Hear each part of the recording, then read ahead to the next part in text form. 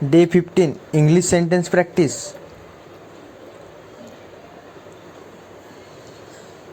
खुद से पूछो, आस्क योर सेल्फ, मेरी मानो तो, इन माई ओपिनियन।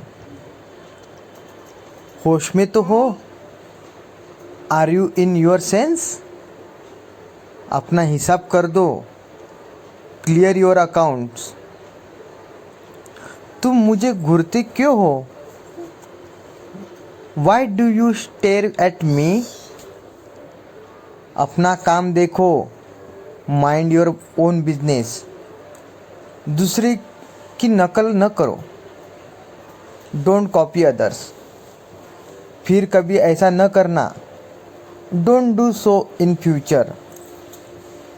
घुमा फिरा कर बात मत करो, don't beat about the bush. तमीज़ से बात करो, बिहेव योर सेल्फ।